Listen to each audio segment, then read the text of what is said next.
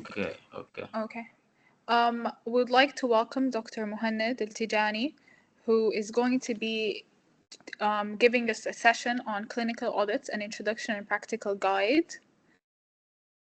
This session is quite important, especially for people in Sudan, because clinical audits are not that common, and especially post-war, because of the way the hospitals are set up and how everyone is currently not working in different places than they used to be, and people are currently displaced. So we really hope you enjoy the session. And if you have any questions, please put them in the meeting chat, and I will be looking at your questions and we will answer them at the end. Or at the end, if you have any questions, you could raise your hand. Thank you. Hello everyone. I hope everyone is here is good. I'm Dr. Muhammad Al-Tijani, postgraduate Nilen University, 2022. Now I'm general practitioner at Nobility Medicine in Congo, Brazzaville. I hope everyone enjoyed this session. If you have any question at any time, I would like to make this session interactive and enjoyable for everyone. Okay.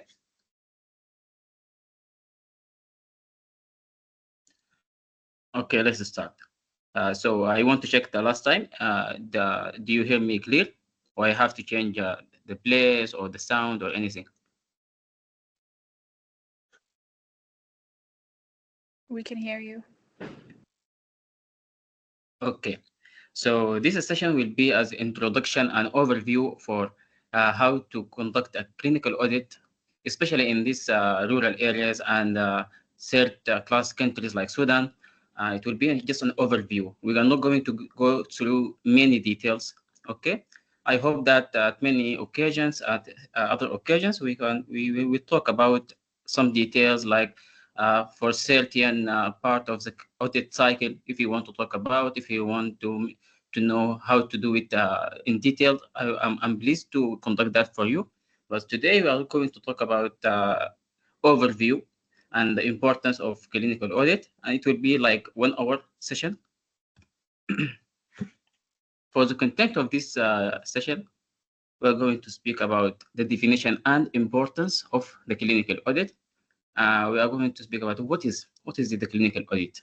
I hope you know some information. Uh, Other thing we talk about the clinical audit and scientific research. What is the difference between them, and why we didn't listen or we hear about the clinical audit through our college study. I know that in Sudan we don't learn about clinical audits. We just have some sessions and courses about the scientific research, but after we graduate, we hear about the clinical audits, and it is new for many of colleagues. Okay. The first thing we'll talk about is how to implement a clinical audit. And by this, we mean we are going to speak about the cycle of clinical audit, the whole cycle in detail. Hi, The first Dr. thing, Mohammed. okay, Can you put I'm your hearing. slides in slideshow? Yeah, it's a slideshow. Not working as a slideshow. No. No, I'm putting it at a slideshow right now.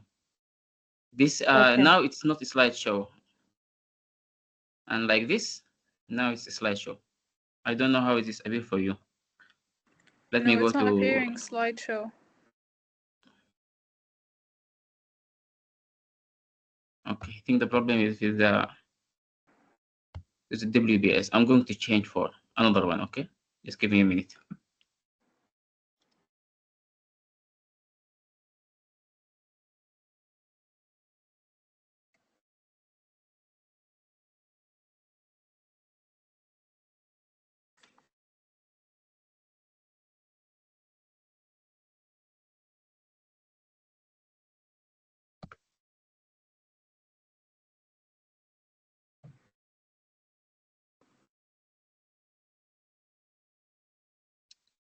Okay, let me try with the PowerPoint.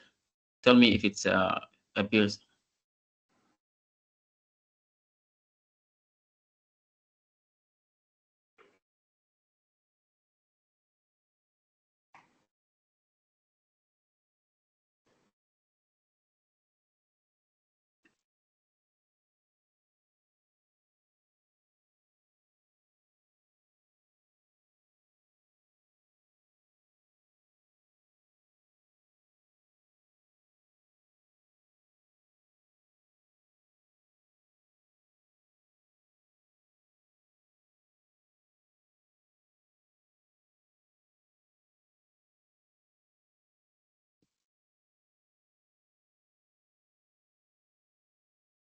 Okay, I will share the whole screen.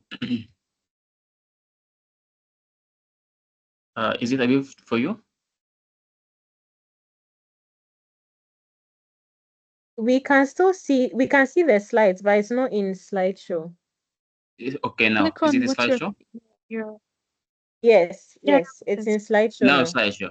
Okay, Yes, good. thank you. Okay, welcome. Okay, let's continue. At the first point, we're going to talk about how to report and write and present your content. This is the presentation of your all cycle, what you did from the cycle 1 and cycle 2, and you put it together at one presentation. You present to colleagues, you present to what I can say, a conference or your publication. This is all the idea of how you are going to write your report. Okay, we're going to have some examples from Sudan, and at the end, we're going to talk about the challenges that we have met. I'm talking about my experience and others' experience in Sudan. What happens? What was the challenges that we met to conduct a clinical audit?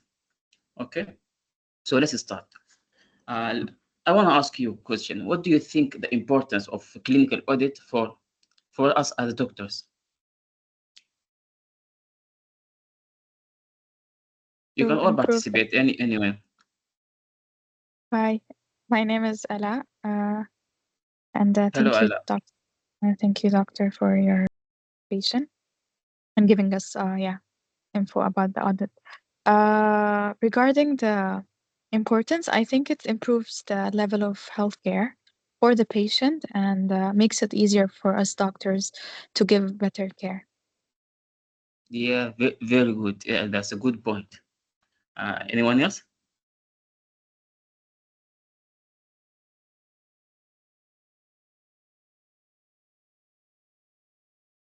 So the most important thing in the clinical audit, it works at 3 levels.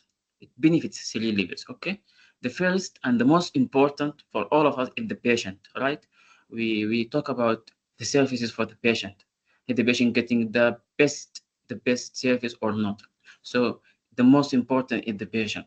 The second one is the organization we are working in, the hospital. Does the hospital meets the guidelines of like the other hospitals? For example, we are in Sudan. Are our hospital working with the same facility and the same power that works as in Europe, for example, Washington or Ireland or another site? So we need to meet this criteria. Even we don't have that big facility. Sometimes the hospitals in Sudan are lacking a lot of machines, a lot of imaging technologies, a lot of. But we need to know if our practice is good at their practice or not. Okay. The third thing is for us, the doctors.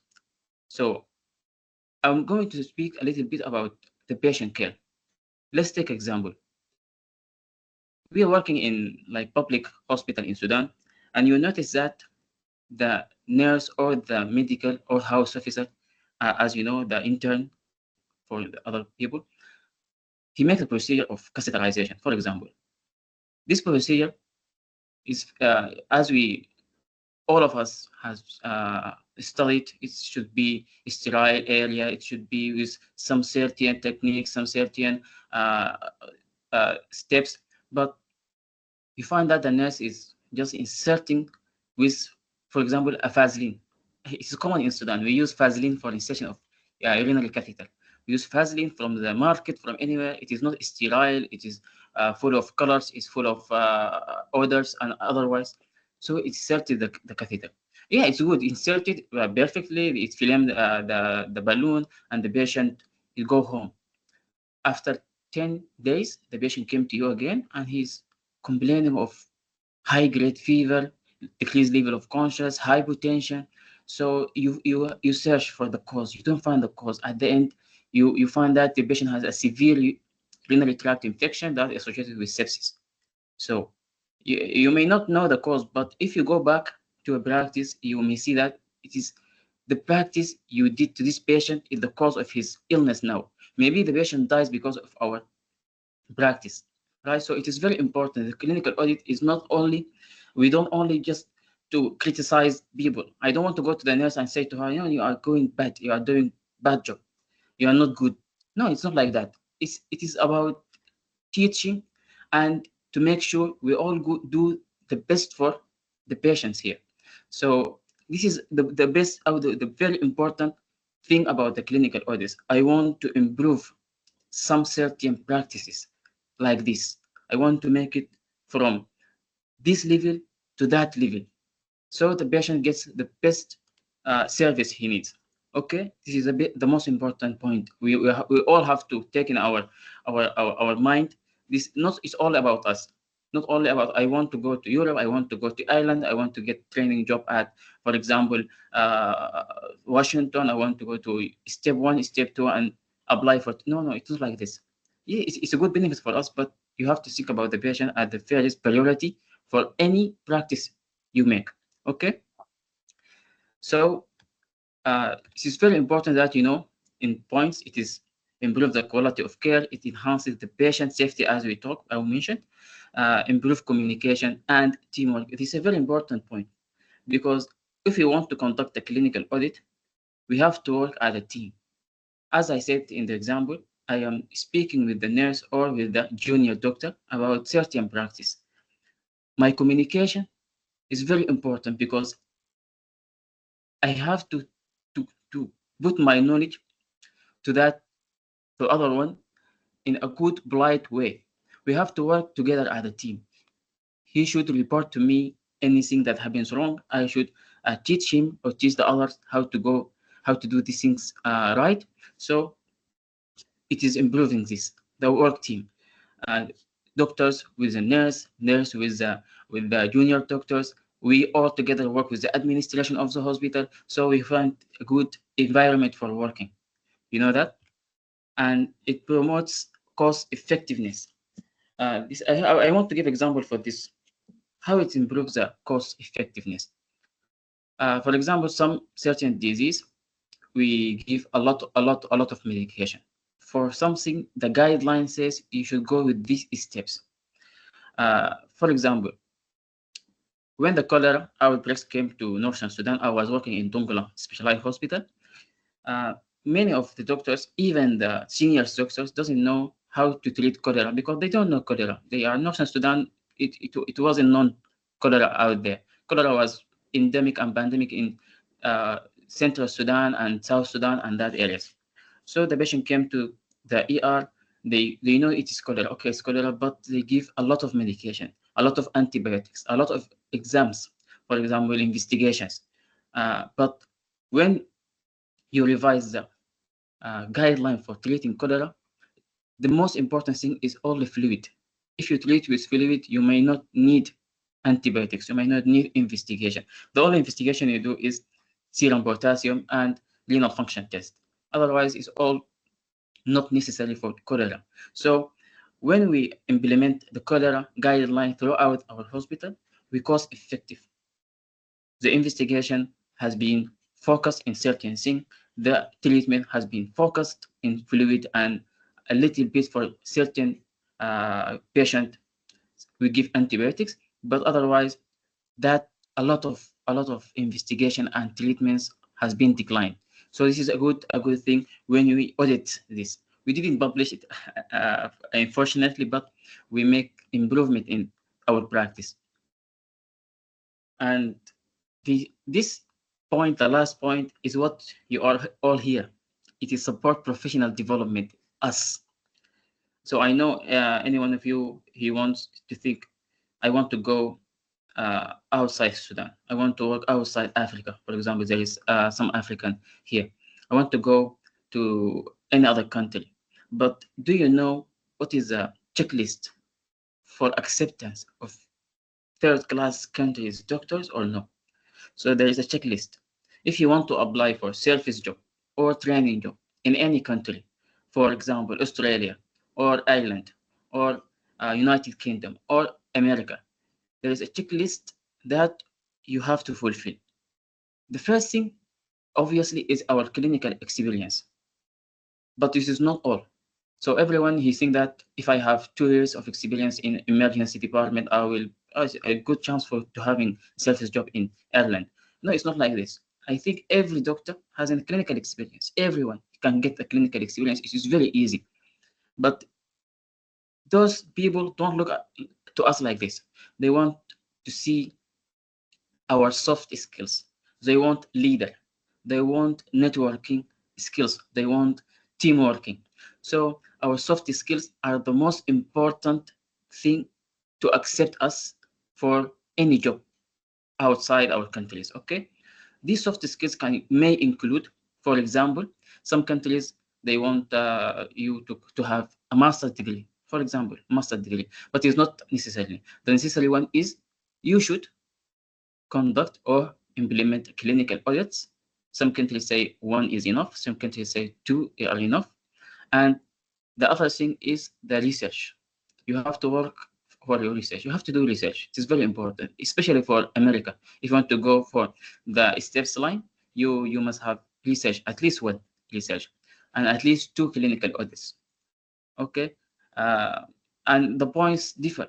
Either if you are only collaborated in this work, did you make a leadership role?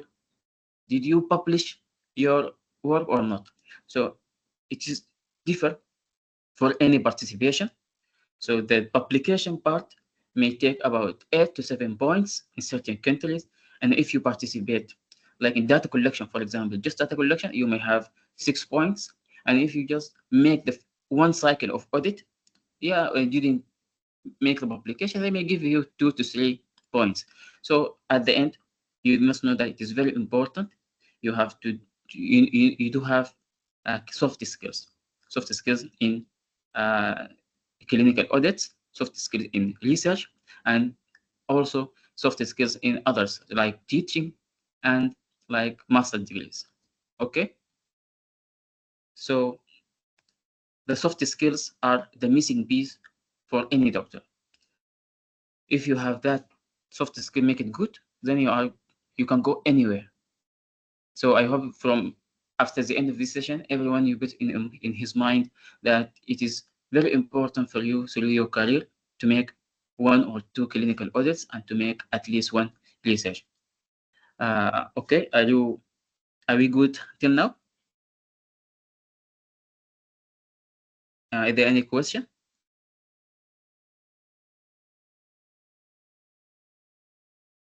Okay, good. Let's continue. So we talk a lot of things. So what is a clinical audit?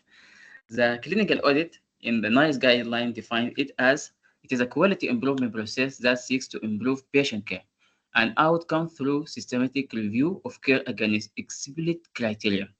Where indicated, changes are implemented and further monitoring is used to confirm improvement in healthcare delivery. So to make it simple, it is all this we want to do is a quality improvement process. I want to improve the quality of something in our hospital.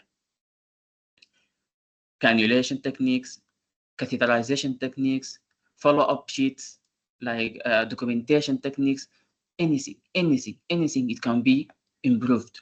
Okay, I want to make this improvement. Why? Because I need to improve our patient care outcomes. Are you get me right? So after that, I want to make changes in our hospital. I want to make changes. Not only I want to say criticization, you are wrong and this is wrong and this is wrong. No, you have to make changes, real changes, to make the practice here just like the standard in other countries or in other hospitals. Okay, and then not only like that. If I just make an audit, I change the practice. After 2 to 3 months, I think the junior doctors will be leaving the hospital and the senior doctors will be okay, going another shift for another hospital, and we are going back to point zero, right? So it is important you make a further monitoring. You monitor through the time. Every time you have to monitor for your work, because I want to make this continuous throughout the life of the hospital, throughout the life. Okay, So adjustments are made at individual level, team level, or a service level. You can make these changes as individuals, such as doctors. I want to change this medicine doctors' behavior in something, or a team, a full team like the all administration team. I want to change certain practice in them, or the service level. For example, the oxygenation in the hospital is no good. We still carry oxygen cylinders in our back. The oxygen cylinder is finished. Then the patient go desaturated. We have to wait until the oxygen came. No. For example, I want to make this hospital as a central oxygen network, as many advanced hospitals do, for example. And then I will make additional monitoring and is employed to verify improvement in healthcare delivery. So simply improving the quality of patient care by looking at the current practices. We are going to see the current practices, observe, okay? And then I want to modify those practices where it necessary. I think this is a simple point for clinical audit. So do you get me? This is important. It's very important to know the definition of clinical audit, because it is the main of everything we are going to talk about at the end of our session.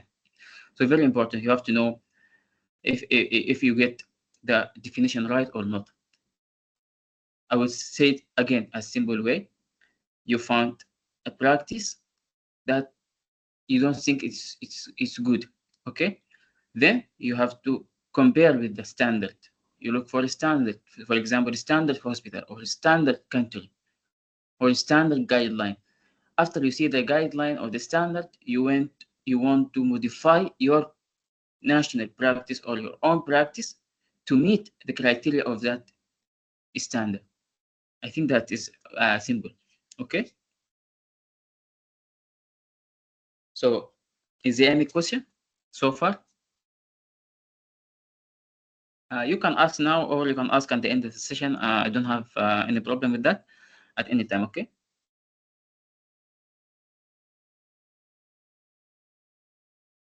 Let's continue. So we need to know the difference about the scientific research and the clinical audit. So scientific research is a theory-driven. It tests hypotheses. For example, you think something is related to something. Then you need to test this hypothesis by any means, so you get to knowledge. So at the end of research, you gain a new knowledge. I found that there is connection between smoking and lung cancer. This is at the end of my study. So this is a new knowledge. But in the audit, we use a known knowledge. It's already known. This knowledge is already known, and already there's a guideline for it. But I want to use this knowledge to improve my certain practice. So I use a standard that represent existing knowledge. This is a very important difference between them.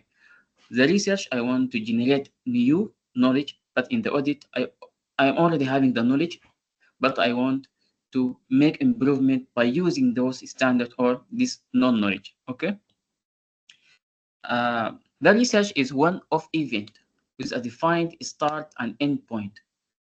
So research is having a time limit. I want to make the research from 2020 to 2022. The research is about something. And at 2022, I finish this research and I collect the data, analyze, and have the new knowledge. But in audit, no, it is a continuous process. If you fail or you stop this process, you will go back to point zero, as we say. So if you improve certain practice, you have to make it improved until, I don't know, the end of time, okay?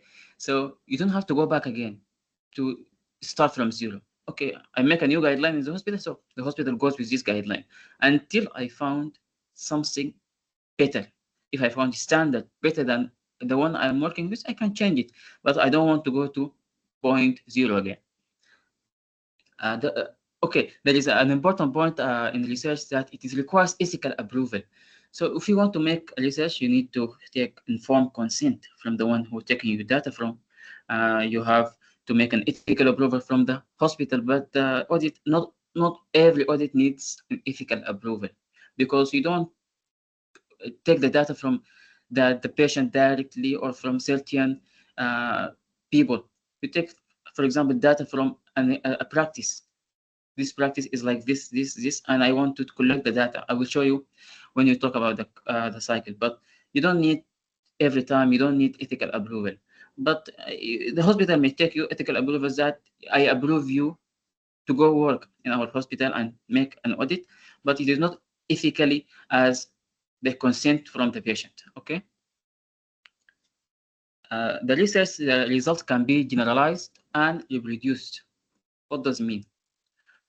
If I make a research in, for example, Khartoum about something about disease, if I get to certain knowledge, this knowledge can be generalized to Kosti, to Dongola, to South Sudan, even outside Sudan. I can generalize my knowledge worldwide. But in audit, if we make an audit, it is become local.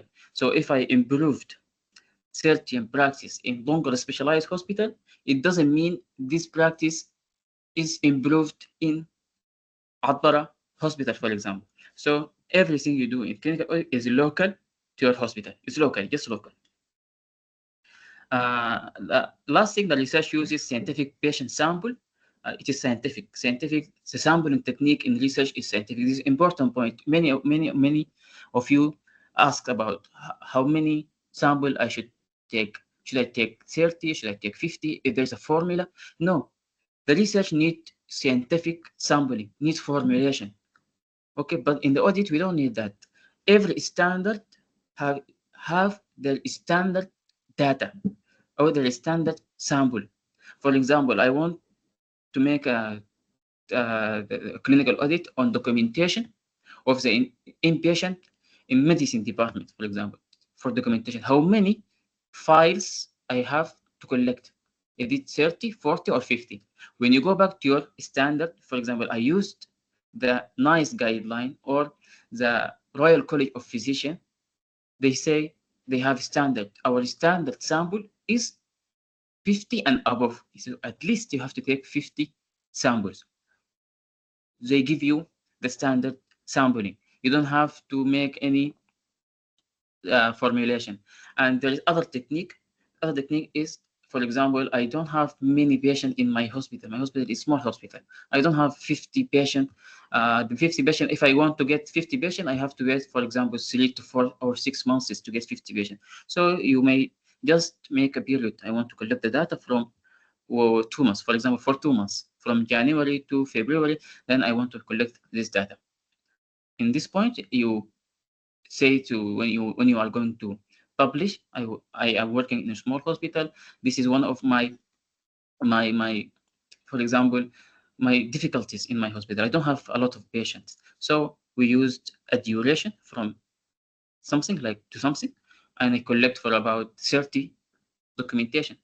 So they say, okay, they don't mind this technique. Okay, this is very important. The sampling is not scientific. You don't need to use formulation. It is mentioned in your standard. The standard you use, you have to take the standard sampling from it and you do it. This is about the differences between the clinical audit and the scientific research. Before we get to the cycle, I want to hear from you. If there any comment, is there anything you want to say, to add, any question?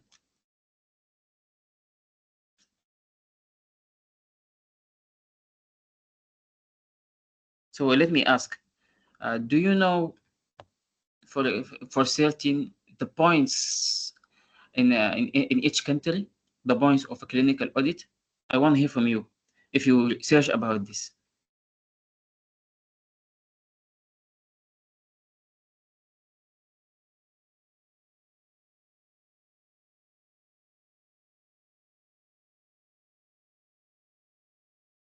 Anyone? So I think Anyone? in the UK it depends on the specialty, but I know, for example, for radiology, it has high points, especially if it's like a complete audit cycle. Yes, yes. For in UK, it's about your what you want to go. Is it surgery or is it radiology? The radiology is it has a lot of it needs a lot of points.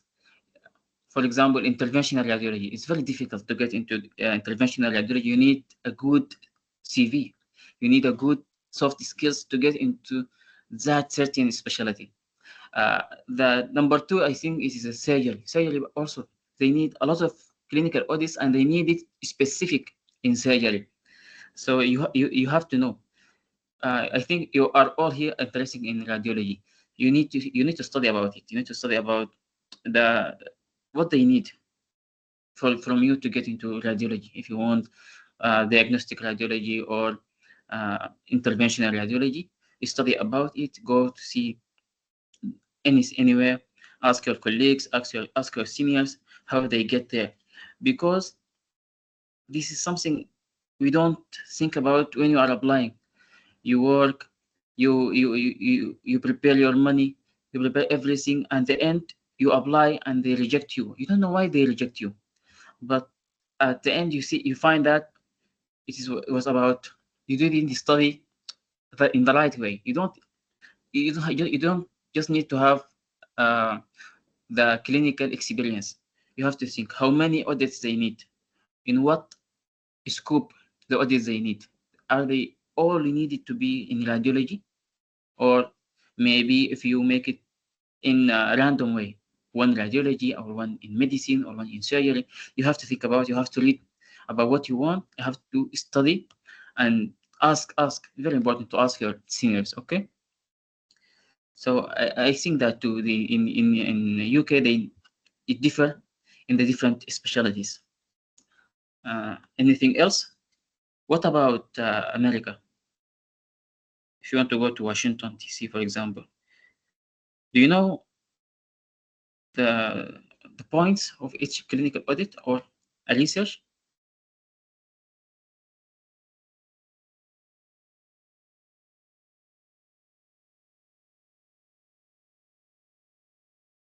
Nobody know? South Africa, for example. I think South Africa has a good radiology training. For example, for interventional radiology and diagnostic radiology, South Africa is very good. Have you seen it? Have you searched about it?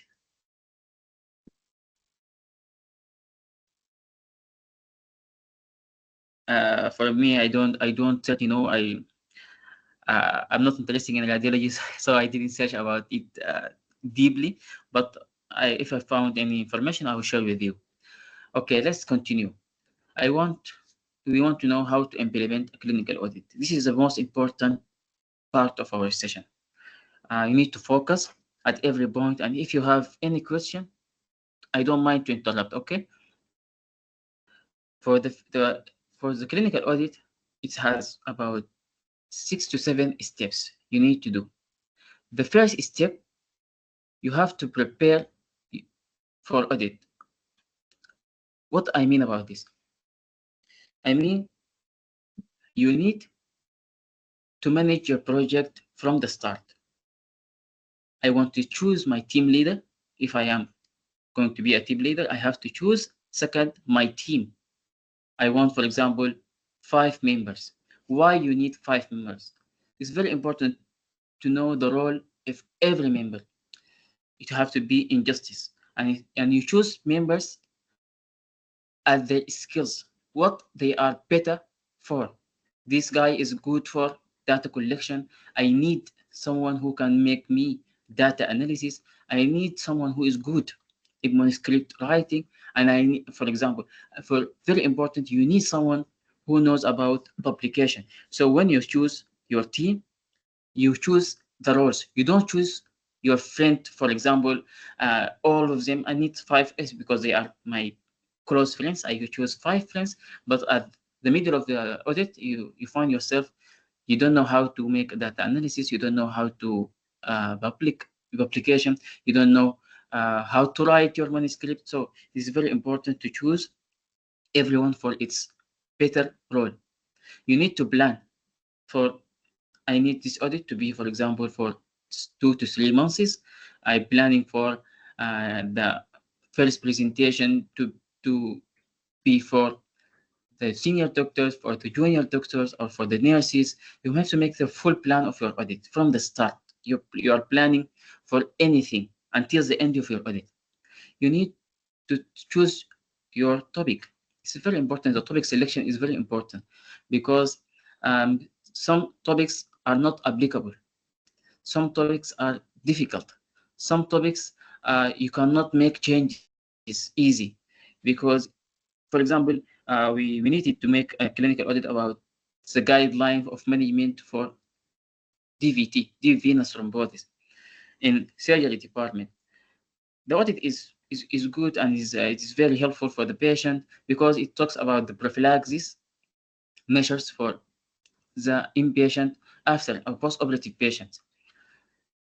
We started the audit, we make the first cycle, we collect the data, but the problem was in the implementation. We want to make changes. We want to make changes in our plan. For example, the plan, it is empty of any prophylactic measures like cat stalking or heparin or anything. The problem was our plans are made by the senior doctors, by the specialist. So we need to talk about this topic with the specialist. The specialist, they never want to change their plans. It was very difficult. If you want to meet with them, they never meet. The surgery specialists are very difficult in communication. We ask them, we need you to come with us in one room. We need to talk about you in the plans. They say, are you going to talk about us in our plans? Who are you? So it was very difficult for us. And at the end, we didn't make the audit. We stop at the middle, at the end. So you need to choose your plan carefully. You need to, the topic is very important. The people who are going to talk with, the doctors, they are in your scope. Who is in your scope? It's very important. Is it junior doctor? Junior doctor is easy to talk with. But if you use a senior doctor, that you need one of your team senior. You need a senior doctor in your team so he can make the communication with them very easy. So it is very important. You need to make your objectives. You need to check your available resources. If my resources are good, am I making audit in something available or not? I'm making audit, for example, in investigation, urine culture, for example. Is your hospital having urine culture or not? It's very important. And then you have to think about communication about with the leaders, communication with the administration, communication with the head departments, and so on. And then you have to choose your project methodology. Well, the methodology is including the study design. Most of the studies in clinical audit are observational study. You just observe, okay? It's observational study and descriptive studies. So it could be a retrospective study and prospective study at the same time. So if you want to collect the data from, for example, files in the hospital, they are already made. It is a retrospective. You see the data for the last month, and then you observe for the next month. It's be prospective. So it is retrospective and prospective. This is one type of study. And if you want to make observation from the certain practice, for example, I want to start from today, and I see the files from day 1 until the end of the month. This is all going to be a prospective study. So it can be either a retrospective study if you want to collect data they are already known, or you want to make data from day 1 to go on. This is a prospective study. And if you mixed the two types, it will be a retrospective and a prospective study. Secondly, you have to think about data issues. How I'm going to collect the data, is the data is available or not, and implementability. What is the meaning of implementability? Is my audit implementable or not? I give you an example for this. If you are reading about new guideline, this new guideline of ischemic stroke or stroke in general, say that any patient have symptoms of stroke in the emergency department, you have to make, for example, MRI within 2 hours. It is a very good topic. I want to see the practice on this. are the doctors in the emergency department making MRI for every stroke patient or not? And I want to change this. I want every doctor in the ER order MRI to any patient who is suspected to have a stroke. Very good topic. In topic choose, I think it is very good topic, but is it implementable or not? In Sudan, many cities doesn't have MRI. For example, I'm working at Tungula Specialized Hospital. The nearest MRI machine was in Marawi. Marawi is about 3 or 4 hours from Tungula. So if I'm working at Tungula Specialized Hospital and this patient with a stroke came, and I am studying this audit, I want to make changes, but how can the patient make MRI here? Can I offer an MRI? Of course, no. It is very, very, very expensive. I can't offer MRI for Dongola for me, and the government doesn't want to make an MRI machine in Dongola, so it is impossible to send the patient to Merawi, other city, 4 hours long, for just to make MRI. As the standards say that you have to make it at 2 hours, for example. So you have to see if my audit implementable or not. And the other thing, you have to project your stockholder involvement. You have to talk with administration. This is very important point.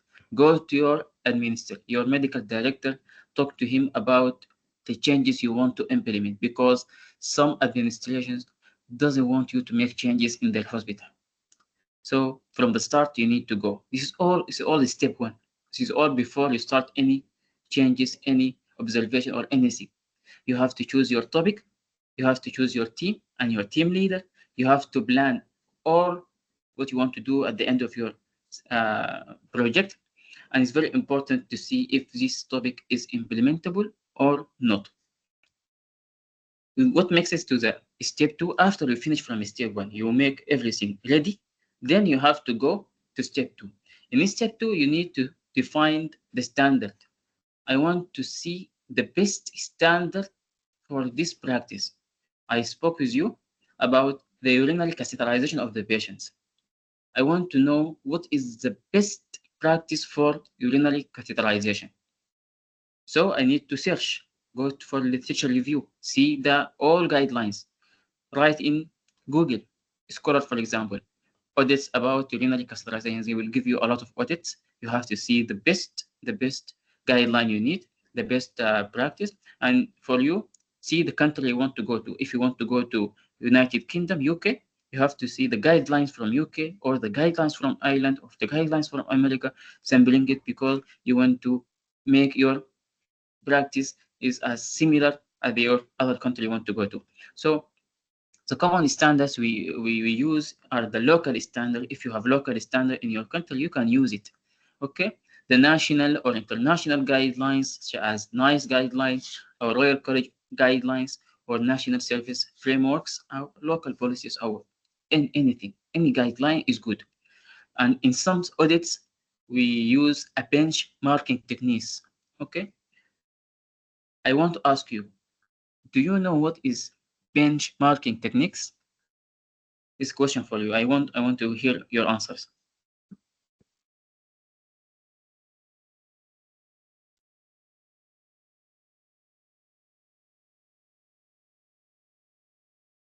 Do you know the benchmarking techniques, or what is it? Benchmarking techniques. Is it a guideline? Do you know a guidelines by this name, referred as benchmarking guidelines, for example? Do you heard about it? Okay, so the benchmarking techniques is when you don't want to use a standard, but you think there is, for example, a hospital is very good in your country. For example, you are working at a shorter hospital, and you say that the Royal Care Hospital had the best ER guidelines or the best ER settings. So I want my hospital to be just like Royal Care Hospital. Or for a certain time after war, the ER departments in Dongola Specialized Hospital and Port Sudan Teaching Hospital, I think Port Sudan or Osman Digna, I don't not quite sure, but one of them is the best ER right now. So you're working at Adbara, for example. I want Adbara ER to be just at the same as Tongala specialized hospital. So this is a benchmarking techniques. I'm copying another hospital in my country. It is not international guideline. It is not a guideline, but I think they are good. They have a good uh, uh, system. They have good documentation. They have good, for example, machines, and they have oxygen center. I want my ER to be just the same as their ER. So this is a benchmarking techniques. Okay. After you define your standard, you go to data collection. I want to collect the data. So this is very important. What data I want to collect? So I'm going again to my example for the urinary catheterization. So you see the standard, and I found, for example, the Royal College of Physicians standard for urinary catheterization. I open the standard, and the standard say that for any patient who is catheterized, you should, one, you need to scrub the area with antiseptic or povidone-like material, for example. You need to make the procedure in a sterile environment.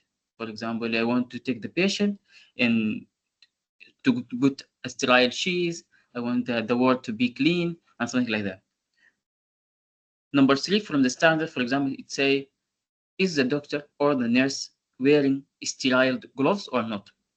I think many of us doesn't wear sterile gloves. We just wear uh, this latex gloves. They are not sterile gloves. They are just gloves to protect you, not to protect the patient. But in this certain procedure, you need to protect you and you protect the patient. So you need to use a sterile gloves. Number four, for the guideline, for example, are we using lidocaine or xylocaine gel? Number five, for when, this is very important, documentation, documented. When the catheter has been inserted, I mean by time, I mean by day. It's very important, okay? And the guideline, our standards say that how much does the balloon has been inflated. It is 10 mil, it is 15 mil, it is 20 mil. This is very important because some people just think that the balloon of the urinary catheter may be filled with 15.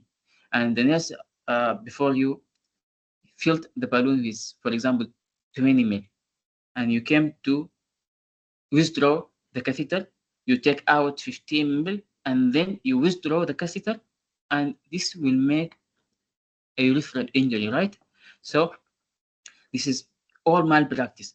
If it's documented in the file that the catheter has been filled with 15 mil, so you have to take only 15 mil and withdraw the catheter. So it's important to know by how much the balloon has been inflated and by what it has been inflated. Is it normal saline? Is it distilled water? Is it only air? So it's very important. So this is the guideline. Now, how can I make a data collection from this? So you see, every question in the guideline can be a question in your questionnaire. So you make a Google form, for example, or a printed questionnaire by 8 points. Number 1 point, say, is the catheter has been filled with something? Number 2, does the doctor wear sterile gloves? Number 3, does he use a xylocaine gel? For number 4, so you make your questionnaire, and now you came for data collection. You take your Google form or questionnaire, and you have to observe the practice. You stand without saying anything. You see the nurse do the job, and you just make ticks, for example, ticks, sorry, in the Google form. The thing she did, say yes. That the things that she didn't do, say no. And you go for the file. You see if the information of the urinary catheterization has been documented or not, and you see that it is not documented, say cross, and this is one data. And then you need like this about, for example, 50 data. and you came every day and you observe every day and you observe every day and you data collect and you collect the data for all of this patient. This is the step of data collection. Is it clear for you? Is it have any question? How to change or how to make a questionnaire from a standard? You have to take the standard, you have to make it as a questionnaire, and then you have to collect the data at similar as the standard, without any implementation, without any changes. Because if you make change, for example, I say to the nurse, no, stop. You have to go and document what you have done. If she documents, then you make a bias in your study. You have to correct only if there is something harmful. For example, she is now inserting very tough and she going to injure the patient. No, you have to stop. You have to go to the nurse and say to her, no, stop. Not like this. You are going to injure the patient. It's okay, but don't make bias in your study. So this is the step of your data collection. We talk about the sample size. Sample size is in the standard. They say to you, make about 50 or 30 data. Okay, decide on how and who is going to collect the data. This is from the start. You have to you organize your team who is going to collect the data, and violate your data collection tool. If you want to make it as interview, or you want to make it as Google form, or you want to make it as printed papers, and you go to make checklist, it's all good. Every data collection tool is good for clinical audit. You have to make the data collection tool as it goes with your audit. Okay. Step number 4 is, then after I collect the data, I want to compare. Now I collect about 50 data from my urinary catheterization technique. I bring it all together and I need to compare with the current practice. And to compare the current practice with my standard. So the standard is always 100%. For the question 1, for example, they need you to make 100% right in question 1, 100% right in question 2, 100%, and go on. Then you have to analyze your data. The data analyzed should be by any certain technique. You can use SPSS, for example, for data analysis. You can use Excel sheets for data analysis. Is very easy because the audits are not like the research. It is simple. The research is complicated. You need to make SPSS and above. But in the clinical audit, Excel sheets is good. Google form can make you analysis good. By your mind, a calculation is no problem. Okay, you just have to analyze the data for any question by itself. Question 1, see how many from this data meeting the criteria. For example, you took 50 samples. By this 50 samples, there is only 25 from this sample wear sterile gloves, and 25 doesn't wear the gloves. So the percentage will be 50%. So 50% from the question 1 meeting the standard. The standard is 100%. My practice is 50%. And go on. Question 2, question 3, question 4 until the end. After you finish all questions, you need to make an overall assessment. You sum all of this percentage and make one percentage, and you say, for example, my practice, overall practice of urinary catheterization is, for example, 40% from the standard. It's only 40%. Okay? So this is how you're going to compare. This is the comparison here. So you have to analyze the data collected with the set standards, evaluate how well the standards were met, and if not, identify reasons for this.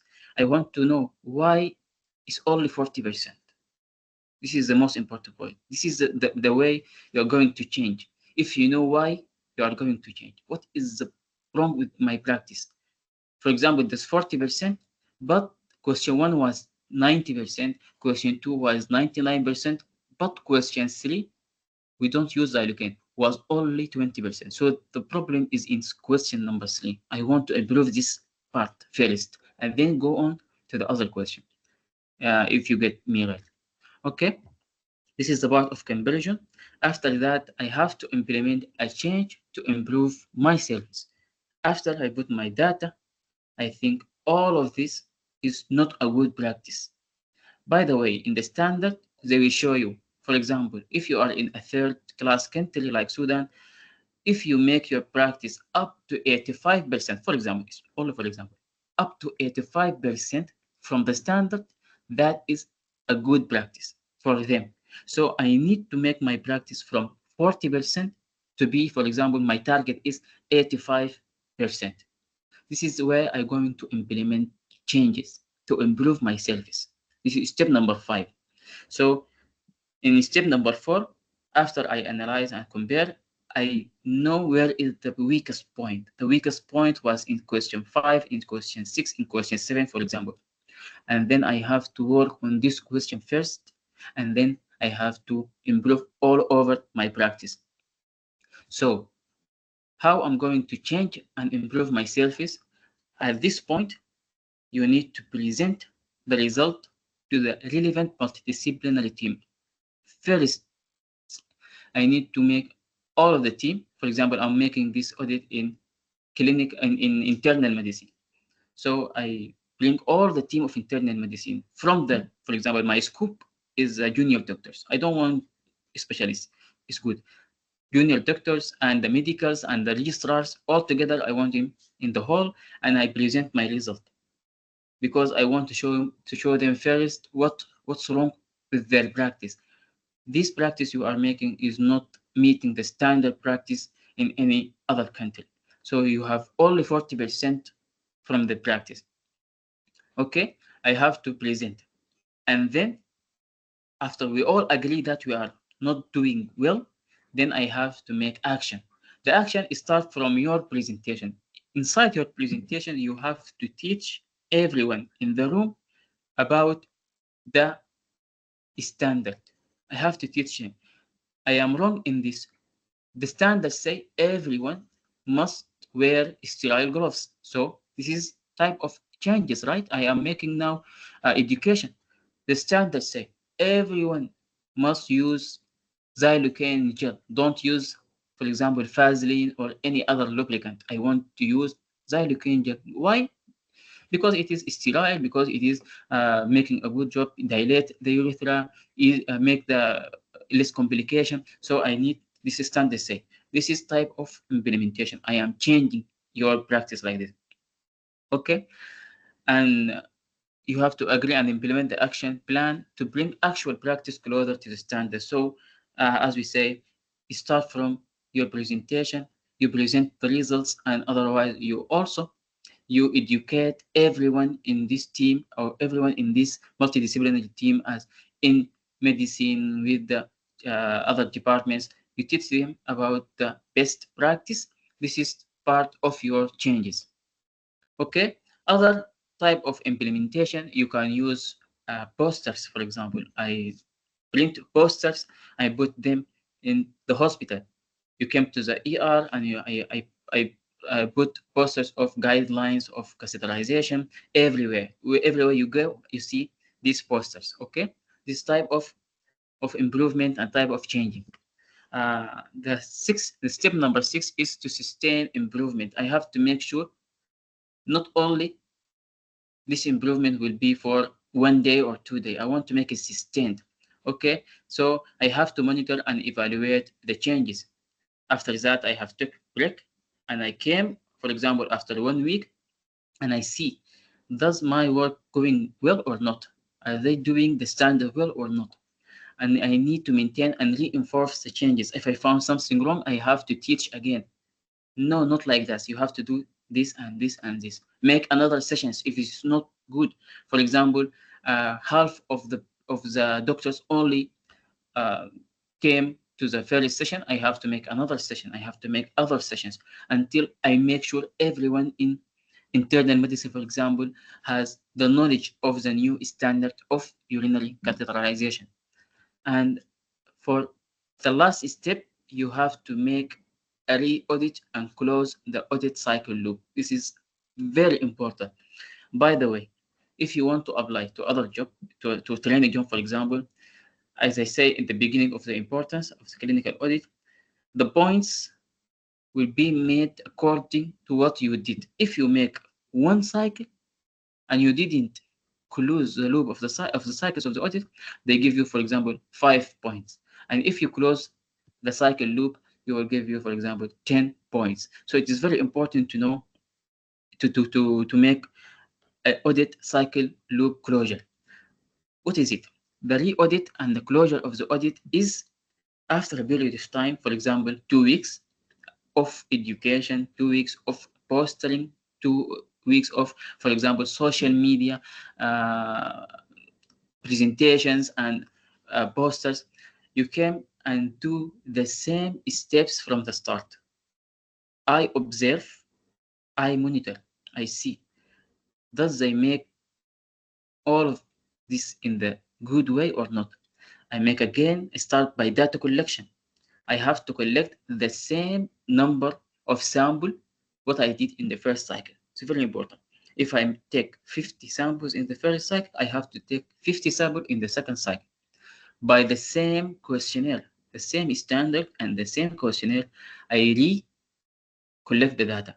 So after I finish from the data collection, again, I have to make data analysis. After that, I have again to compare with who? With the standard. So I make data analysis and then I compare. This time, the first question, which was 50%, 50% of the doctors in the first cycle wear gloves, sterile gloves.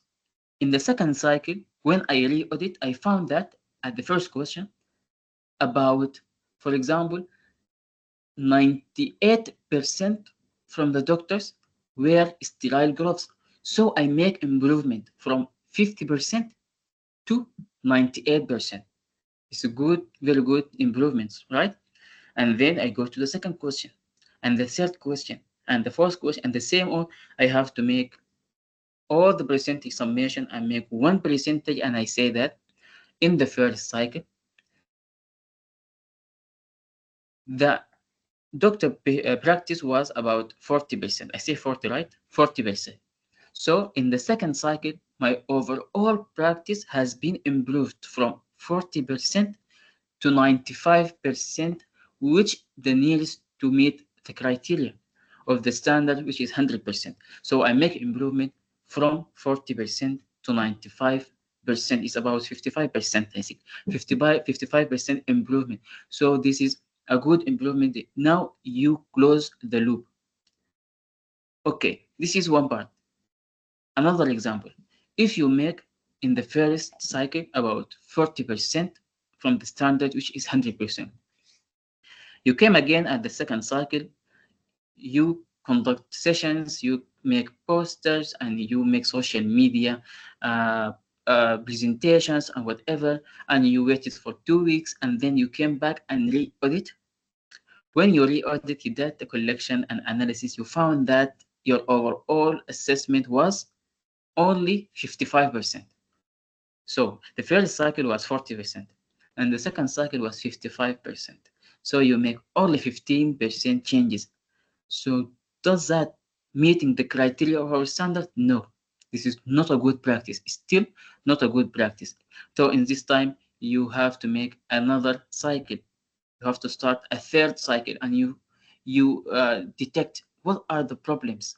Why I make all of this effort and I didn't find any improvement. You have to search for the problem. Is the problem our sessions, or is the problem the doctors, or is the problem the all environment itself? You have to find the problem, and this time you need to change. You have to detect.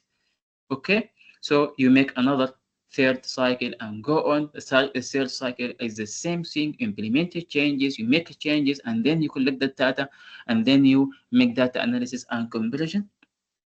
For example, at the third cycle, you found the improvement now is 95%. At the 95%, it is very satisfied for us. So we make a closure for our audit cycle loop. Okay. This is some summarization of what I say.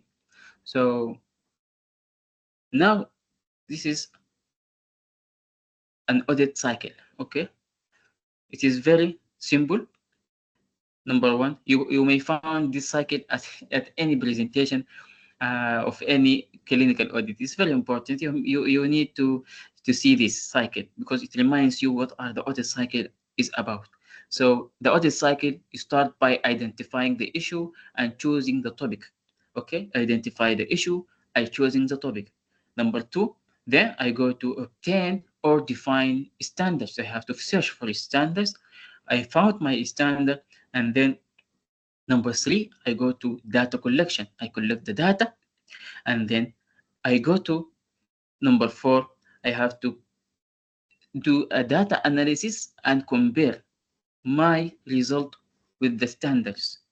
When I compare, I will know the problems. When I know the problems, I go to number five, which is implement changes. I have to make changes, the changes in my problems. Okay. After I implement changes, I go to re-audit.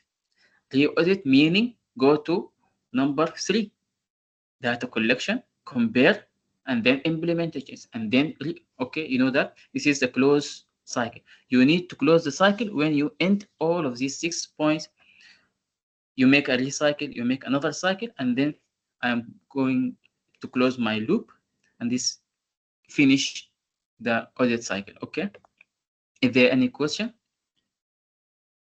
This is very important. You need to understand the audit cycle. This is the baseline.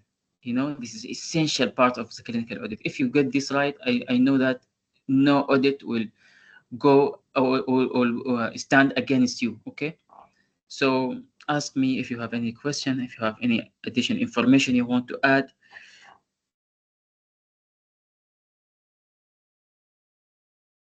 We are about to finish, so we have to go to ethical consideration. Our ethical consideration are for start, informed consent where necessary. If you have to take samples from the patient, for example, or you go dig deep, you need to get an informed consent. Okay, patient confidentiality and privacy. So you don't have to, for example, make the patient unconfident. Patient is confident always. Privacy for the patient, privacy for the staff, and everything. Transparency and objectively is very important. If you want to make all of this team, multidisciplinary team, and you want to conduct a session, you have to be clear of your objective. I want you, for example, first, I'm making a clinical audit. You have to be clear. This is a clinical audit, okay? I'm not going to say something else. This is a clinical audit, but my objective in this clinical audit, for example, I want to improve the practice in something like that, okay? You have to be transparent. Number four is impact on staff, not to be argumentative or judgmental. Very important. Don't go to the team, for example, in the nurse team or the junior doctor team or any other one, and you have to make judgmental. You don't say, you don't know the guideline, you are not reading well. What university you have studied at? This is very common in Sudan. You say, what did you study? You don't know the practice, you don't study well. No, not like that. You have to be polite with your teammates. It is not an opportunity to name, shame, or blame. Don't find it as an opportunity. I have to shame the surgery department or blame the administration for anything. We all want to work as one team to find the best outcome for our patient and hospital. And the end, you have to commit to do better. This is ethical. If you're doing this to do the best for everyone, not only for you. It is for everyone. Okay. How to write an audit report. So writing an audit report will be as simple. You have to write an introduction for your certain topic. For example, I'm talking about the catheter. So what is the catheterization? When we use the catheterization, why we use catheterization, and how we use, for example, this is an introduction, just like a research.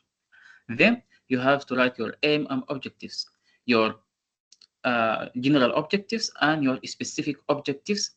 For example, as the research. The general objective, I'm making a study about, for example, urinary catheterization in internal medicine department.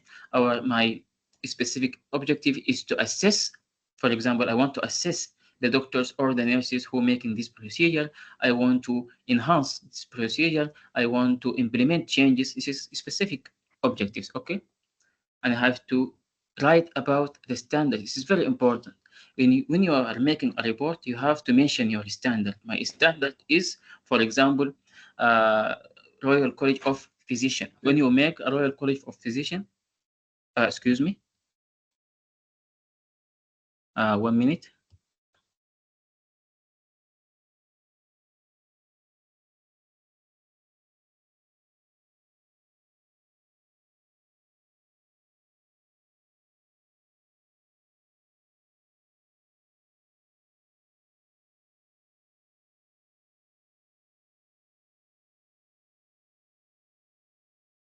While Dr. Muhammad comes back, I would like to say that I shared the WhatsApp group link for the REGAF Sudan WhatsApp group. If you guys could please join it.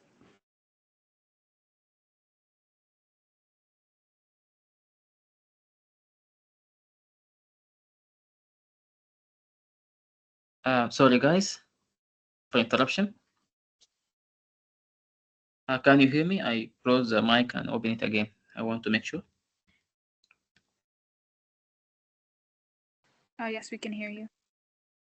Okay, so we are talking about the standards. You have to mention the standards in your presentation or your report. Okay, the standards is not only you mention, for example, the Royal College of Physicians. No, you mention what does the Royal College of Physicians say about the urinary catheterization, and you bring your questionnaire.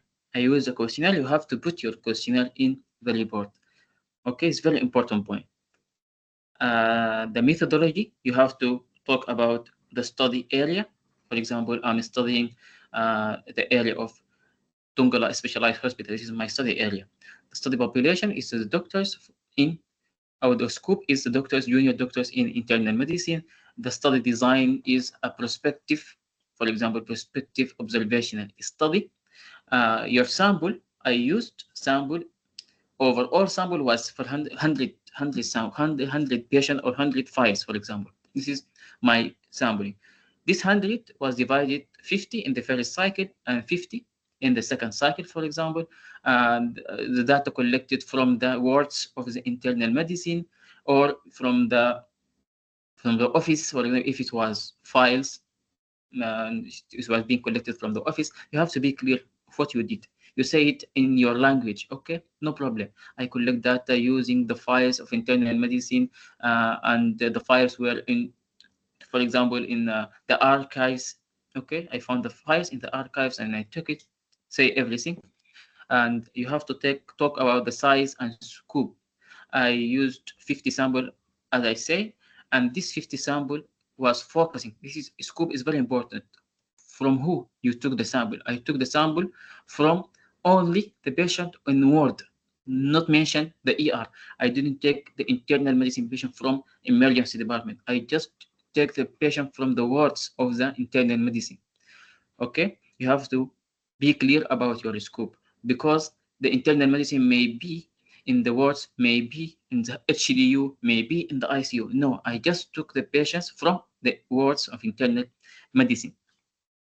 You have to show all of your results, okay, from tables and figures and everything. And overall assessment, you have to mention your overall assessment, and you have to mention your conversion when you put your result, and then you put the standard, and you have to say or to write the conversion overall assessment. You implement your findings and you say your findings, and at the end it's very important to what you have concluded from your study. What is your summary? Very important. I concluded that I found the defect is very big, but there is a very big gap in the practice of urinary catheterization in the medicine of internal medicine wards in Dungara Specialized Hospital. Okay, this gap, I think it is a problem with the documentation, and the problem is with the practice. Whatever you found, say, you have to say conclusion. And you have to recommend. What are you recommended? I recommend making, for example, multiple sessions to educate every member of the team of internal medicine.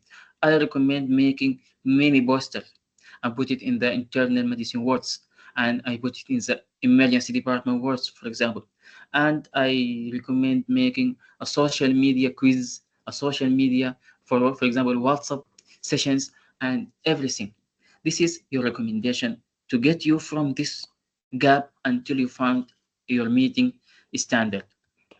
Okay, at the end, you have to mention your reference from where you get your introduction, for example. What is your standard? This is the referencing, just like any research. Okay, this is how to write an audit report. If you ask me after the end of the session, I can send you uh, presentations and reports we have made, and I can send you and manuscripts we have made for publication. Okay, Dr. Lina, if you excuse me, you can remind me later. I will send you multiple sessions. Yeah, you have to see. I think the good practice comes with a good reviewing. You have to make a good literature review, search and read a lot of papers, read a lot of manuscripts, okay, that you will get the knowledge of how you're writing it. So I'm going to send you some of our presentation and appendices if you want to say, for example, go and read about something special. You can say at the appendix. Or if there is another tables you want to add or figures you want to add, you may add in the appendix. So let's go viral. This is the most important for all of us, right? I want to publish. I make like 6 months audit or 3 months audit. I'm fatigued. I'm tired. I go this. I talk to this. I go to the specialist. He refused me. He said to me, "Go out." And I come to the nurse and he say, "Who are you to talk with us?" And I go to the other doctors. All of this, I want to benefit also myself, not just to benefit the. It is very important to benefit the patient and the hospital, but at the end, I also don't want to forget myself. So I want to make conferences. I want to go viral. So how are you going to get there? You may add your presentations or papers to our local clinical governance meetings. If there is a meeting, governance meeting, or for example, the, the there's a meeting of doctors, specialists from every big hospital. You can propose, I want uh, to mention my job in your meetings. So it's very important in local clinical governments. You can say in conferences, as we say, the conference of South Africa or the conference of something special. If you find a conference of urinary catheterization in Europe, you have to propose for them, and you may get a chance for publication there. Okay, and what is the most common is a peer-reviewed journal. It's all we got. We want to publish our work in a journals. So I'm not going to talk so many details in this, but I'm going to give you an idea. If you want to make a publication in a reviewed journal, there is many types of journals. There is journals which are free to publish in. There is journals which are cost you need to pay to publish. So my first step is to choose my journal. I have to choose my journal in that part if I want to pay or not. Okay. The second thing, I have to see what are the scope of this journal. Does this journal publish clinical audits or not? Many journals doesn't publish clinical audits. They only publish, for example, case reports and case series and scientific researches. You have to find the best journal for your work. The third thing, after you find journals for clinical audits, you have to read the guidelines in it. Is it interested in internal medicine, for example, or not? Is it interesting in radiology or not? Okay, so you are all here. I think you are interested in radiology. So you make audits about radiology. If you want to make audits about how to make chest X-ray, how to make abdominal erect X-ray or supine X-ray, you need to find the best journal for that. You have to find the radiological journals or journals are interesting in radiology. So if you post it radiological audit in surgical interesting journal, they will refuse. They will reject your study. So very important when we are using a journal, you have to check about the 3 points.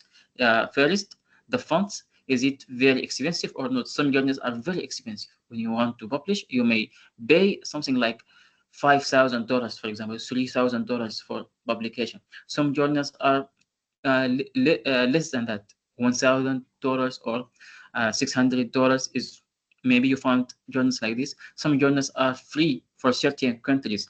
It's a benefit for us in Sudan that we are going through war and these conflicts in our country. So many journals, they make the benefit for us.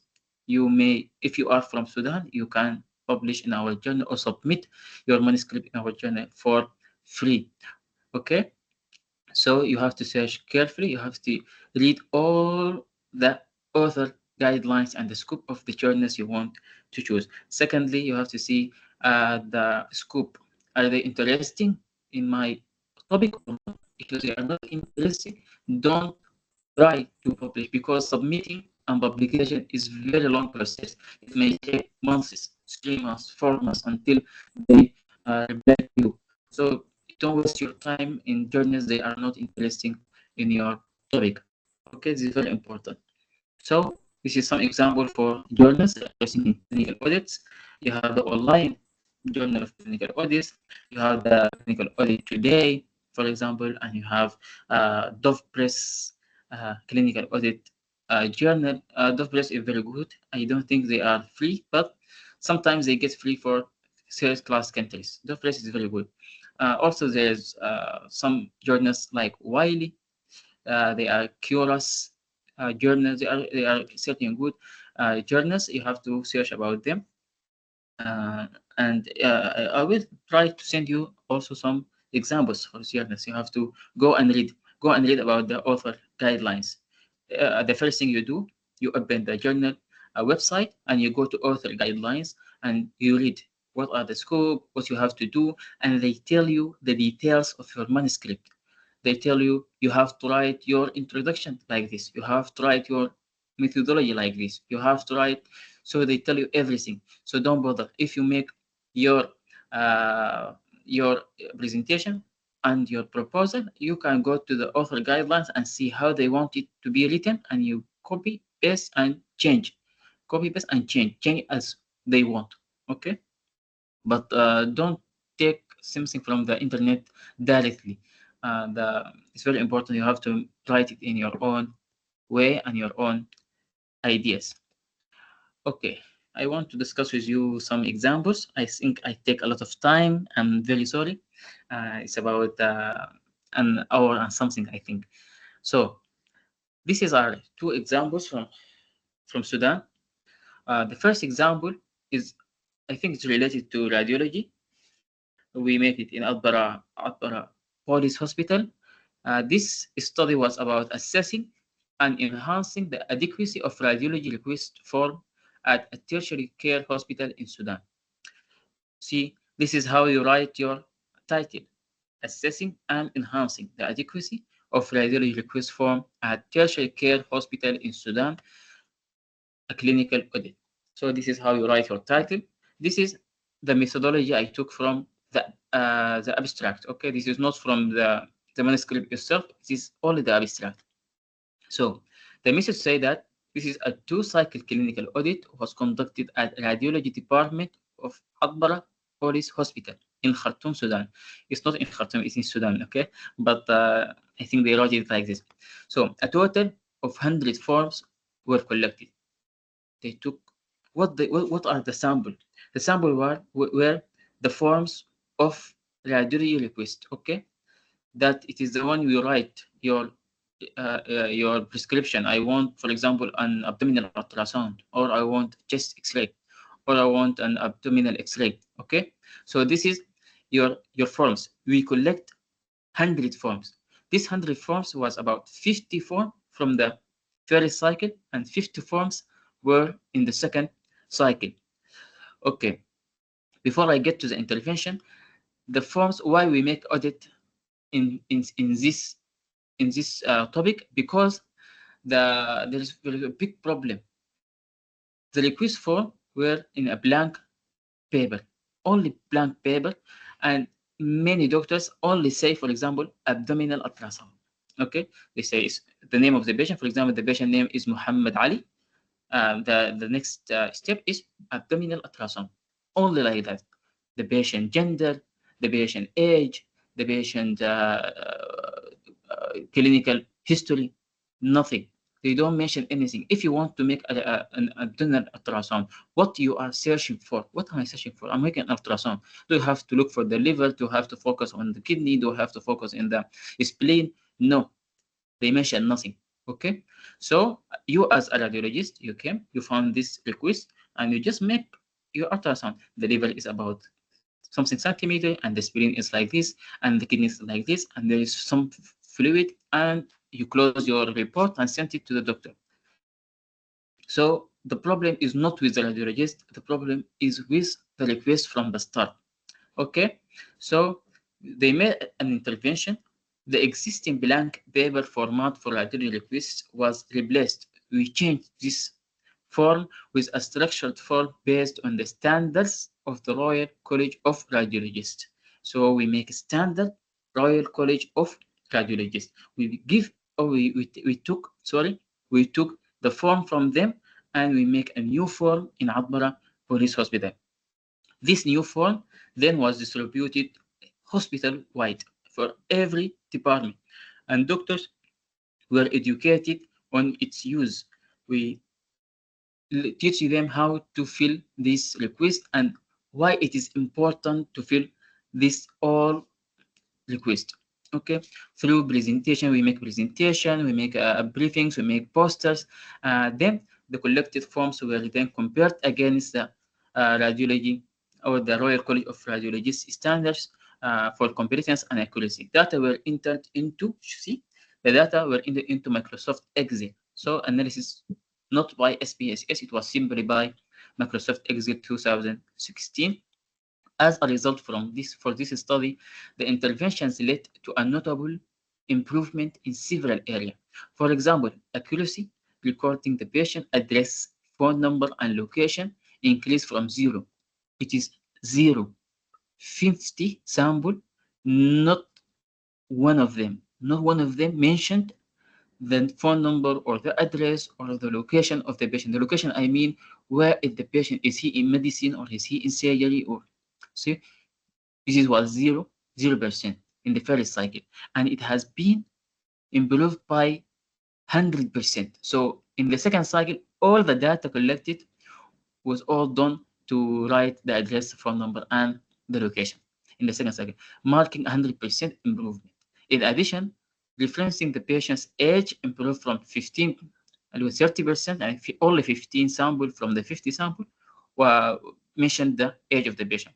So it improved from this 30% in the first cycle to 100% in the second cycle, indicating overall 70% increase. So the mean score of the review request for documentation was 25.63 in the first cycle, and significantly, this is the overall assessment. The overall assessment increased to 97.7 in the second cycle. So this is a marked improvement, right? So it is made easy. We just don't educate about the request form. No, we make a new request form so to help the doctors. You have only to fill in the gaps, only fill the gaps, and you make the best and the good radiology request form. So I want to show you the new radiology request form. This is what we have made in Adbara. See, it was a blank paper. Now it mentioned the name, the age, the address, the telephone number, and the image modality. For example, I want an abdominal ultrasound. Clinical background, for example, this patient is a 15 years old patient, came complaining of sudden onset of right iliac fossa pain. This pain is combined with fever, with vomiting, with headaches, with diarrhea. So this is the clinical background. What the question to be answered? I would like to investigate if this patient having an acute appendicitis, right? This is my investigation. Make an ultrasound to make sure if this is an appendicitis or This is a gynecological origin or a nephrology problem, right? So the radiologist, when he reads this request, he knows certainly you are looking for one. I see the liver, okay? I see the spleen, I see the kidneys, but I want to make you differential. I'm going specifically to localize the appendix and its surrounding viscera. See, now it is in the report he mentioned that this patient has no signs of acute appendicitis, but there is a small stone in the right ureter, so this patient is having a ureteric stone. Okay, that's very good. I think result from our study. You at the end you have to mention the patient is it inpatient or the outpatient. Let's go to example two. Example two, I want to mention this example because it is a different type of an auditing. This is an knowledge auditing, okay? Here, we assess and enhance the interpretation quality of ABG, arterial blood gases, among junior doctors. This is a study made about 2 months ago in Dungla Specialized Hospital. It's about the arterial blood gases knowledge. It's all about the knowledge. We assess the knowledge of the patient, the knowledge of the doctors by a standard of reading and interpretation of quality ABG. So in the methodology, as it takes from the abstract of the study, this is a prospective because we started from point zero and we assess the knowledge of the patient and go on. It is a two-cycle clinical audit was conducted at Dongola Teaching Hospital in Northern Sudan, involving 110 questionnaires, 55 in each cycle. The first cycle, it means that we make 55 doctors, junior doctors. These junior doctors involve interns and house officers and medical doctors, generalists, and registrars. Okay. The first cycle serves as a baseline assessment. It's only a baseline assessment using structured clinical scenarios based on the American Thoracic Society. This is our guideline. It was the American Thoracic Society. We make a questionnaire. This questionnaire is made as scenarios. We make scenarios just like exam of the university or anything. We make 6 to 7 scenarios involving an ABG interpretation. And we give the doctors these scenarios and they just go through the scenarios. Okay, after identifying the deficiencies, we saw the results and we found the deficiencies. We conduct educational interventions such as sessions and posters and whatever for 2 weeks period.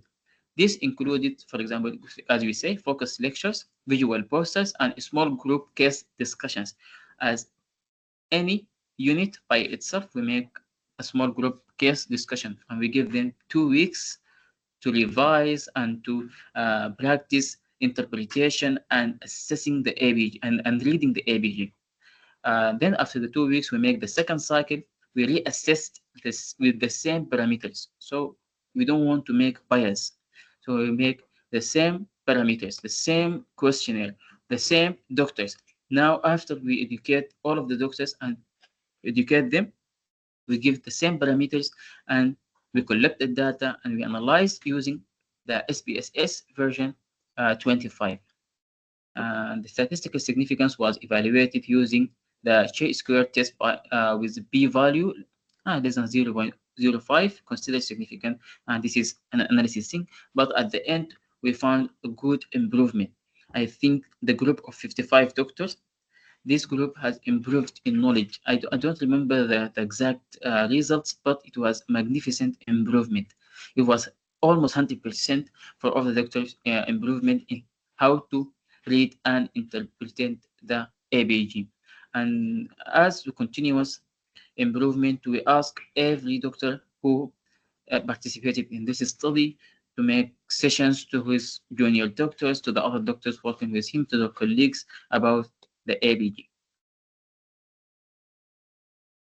So at the end, we want to speak about the possible challenges that you may find in Sudan, for example.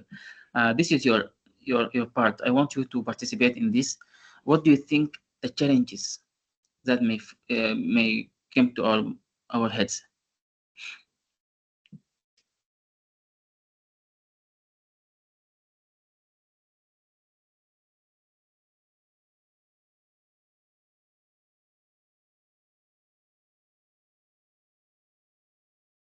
Dr. Lena, Dr. Ala, I think. So, what do you think the challenges that you may find, especially in Sudan, as we are talking at the level of Sudan? Finding supervisors. Supervise. Okay. Why you think that it's difficult to find supervisors? Because it's not common practice to do audits. So I don't think you might find it easy to find someone who could be a supervisor who has already done an audit. Yeah, exactly. That's a big challenge.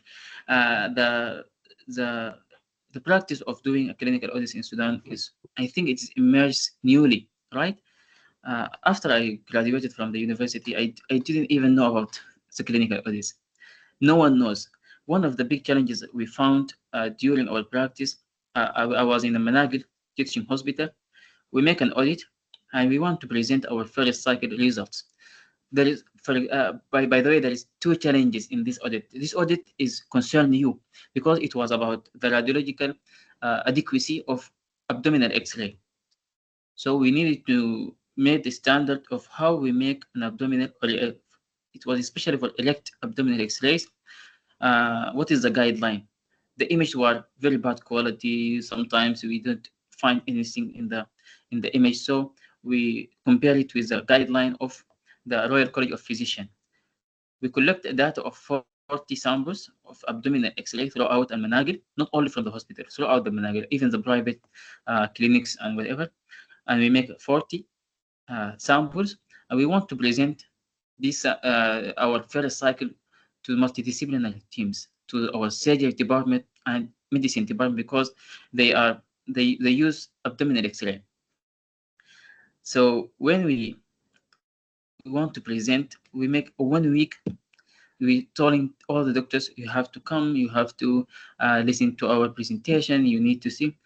The day of presentation, we came to the hall, and it was about only one doctor there. No one wants to come to attend our presentation. Only one doctor. After 1 week, we are saying or telling everyone, only one doctor. So we go to the whole hospital, and we asking them why you don't want to attend our presentation, and they say, what is clinical audit? We don't know what is clinical audit. So what it benefit us? I don't want to see. I don't want to come. I don't want to attend. So they say it is not important. And say that this is extra activity from you, and why are doing these sessions? So the lack of knowledge of the importance of clinical audits in Sudan is very big. But I think now has become viral. I think at many cities in Sudan now working on clinical audits. They know that they understood the importance, because after the war, everyone want to go out of Sudan, and then they found that they are not enough for going for training jobs and service jobs outside. So they came back to us. How are going to make the clinical audits? Teach us. We need to make with you. We need some audits. So now it is become more common, but finding supervisor is difficult, because even the specialists and the senior doctors, they don't know about it. The challenges we found in this audit too, after we do the first cycle about the radiology request form, we teach them. After that, okay, after that, by 1 week, they came, they attend, and we present for them. And we need to start our second cycle. The second cycle, this was a bad planning for us, because we found that after teaching all the clinician or technician of the radiology about the standard abdominal X-ray, and they all was good. They were cooperative with us. They say, okay, we are going to make it as the standard say.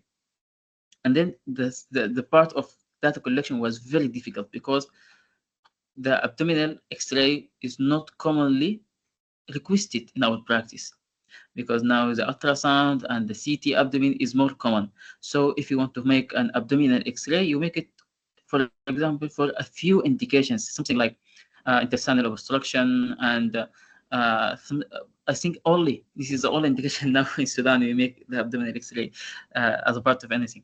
So we make the first month, the second month, the third month, up to 6 months, and we collect only 5 samples. So at the end, we have to drop the audit because we don't have enough data at the second cycle. And the 40 samples in the first cycle were easy because we make a retrospective study. We collect the samples from the all time, and we don't even search about how long they were. This is our mistake here. So this is a bad planning from us. So it's important, as I say from the example, is the audit implementable or not? Thank you, Lena, for your participation. Anyone else who knows what other challenges rather than finding supervisors?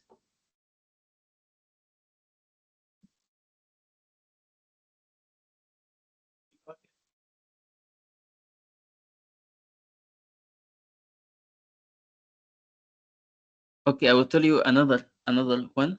So some hospital in the war time, they just want to make the hospital work by any means. No time for changes. If you want to make a new discharge card in the hospital, they say, we don't have the financial effort for this. We don't want to change our discharge card. We don't want to change our documentation files. Why we change it? We just have to make the war going. So this was the problem with the war. Every administrations in any hospital, they just want the patient came, the patient go out, and the work doesn't stop by any means. Okay, so the administration also is a big challenge for you. The first, as I say, you need to make sure that the administration, the medical director, is in your side, and he want these changes. He want to make this beneficial practice in his hospital. Okay, I think I found another I think challenges in my work. I think it was about financial issues. It's not that big challenge, but sometimes you may find it is challengeable because uh, at some audits we want to print a lot of clinical discharge cards, and the hospital say you do it by yourself, and it was as part of expensive. We want like 60 or 70 discharge card, and we don't have the money for that. So it wasn't easy. So we have to collect shares, as we say, from the team. Everyone gets like 10 pounds, something like that to make. So the financial problem may be a challenge, but not very much because it is not like the research. The clinical audits not always need funds. So maybe it may be done without any money, okay? Except for the publication part, you may need money for the publication. I think these all the challenges you may find. If there any addition you want to add, you are free.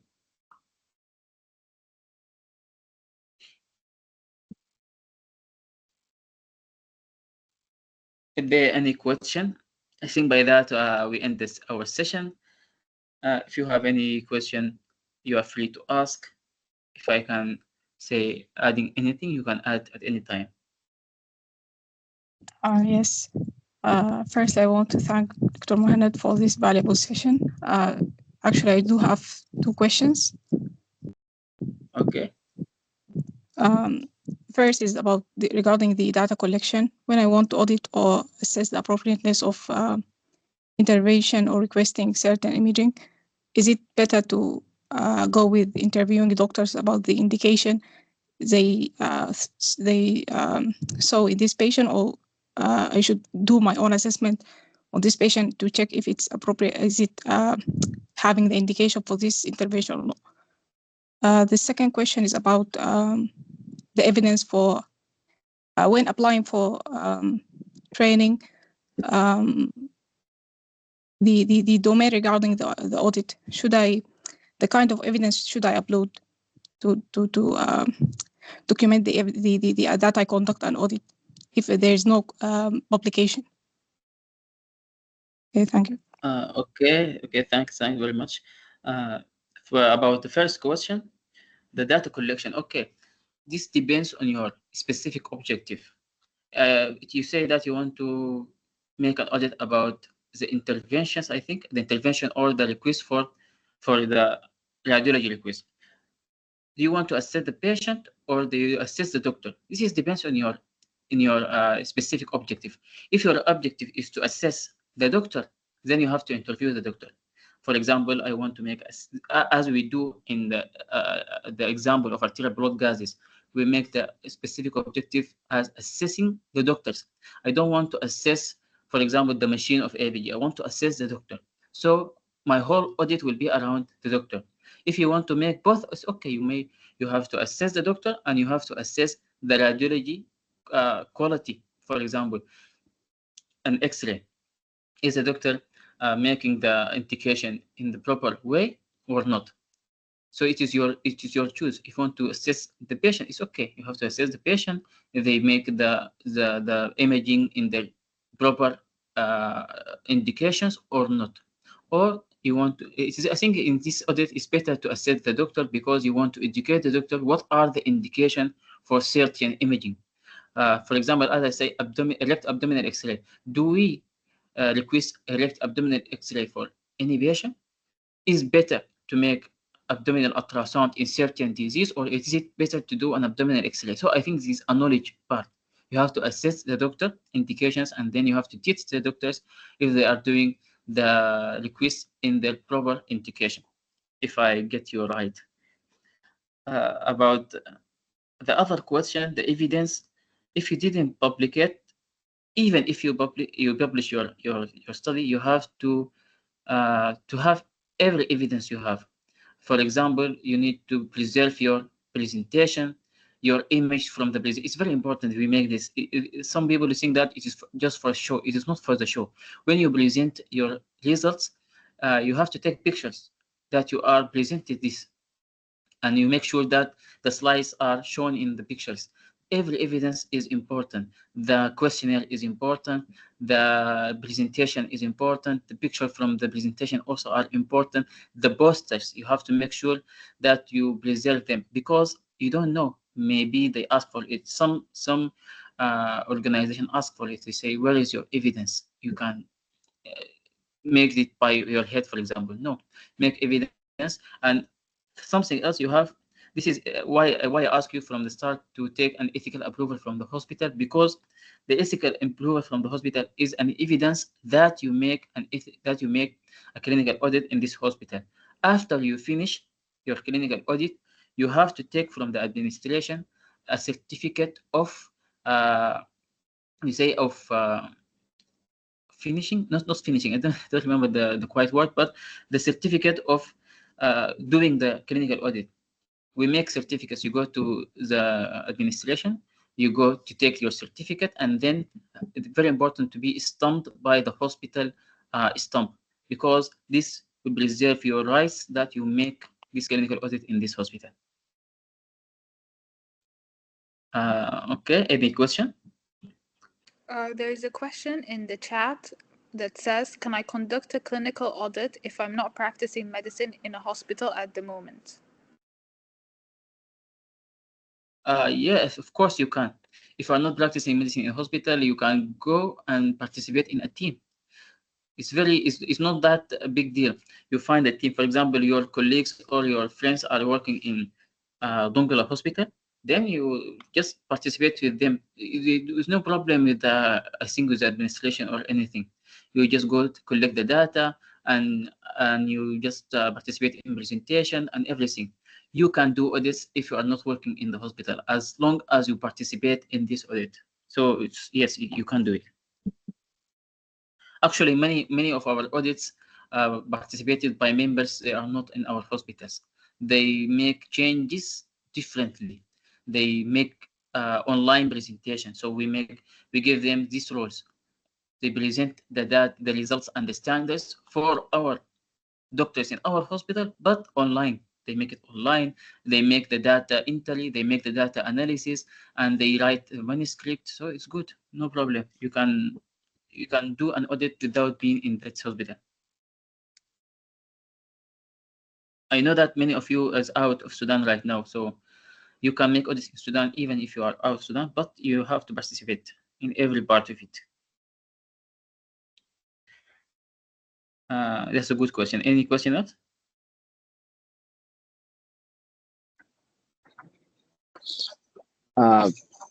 Please give us tips how I can identify the issue. Okay.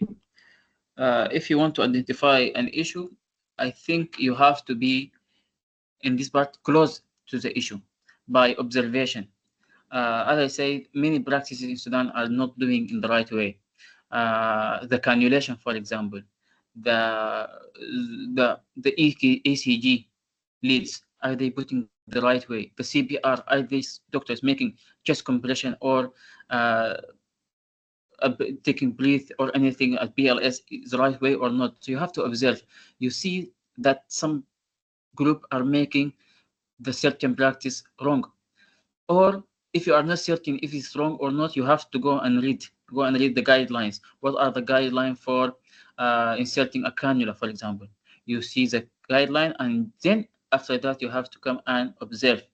For example, as we are practicing in our hospital, we observe that the oxygen therapy was not ideal. I came to the wards and making my morning follow-ups and see that the patient receiving oxygen by nasal cannula at a rate of 10 or 12 liters per minute.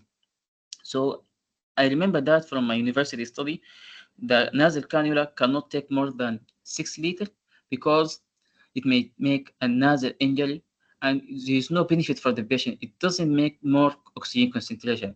So I study the guideline for oxygen therapy, and then I suggest to make a clinical audit in Dongola by this, because this was a wrong practice, malpractice.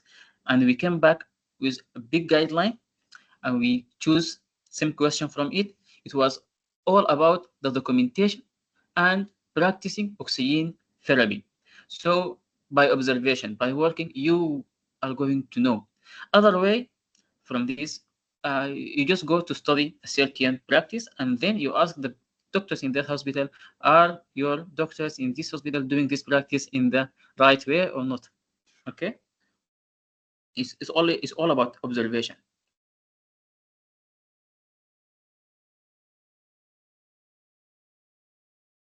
Okay, another question.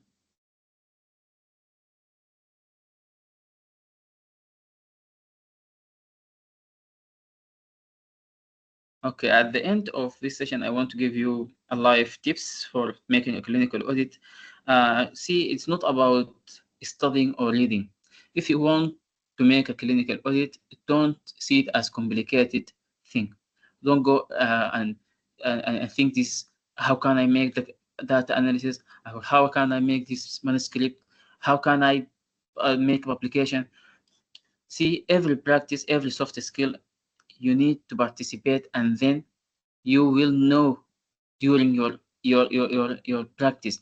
So just jump in.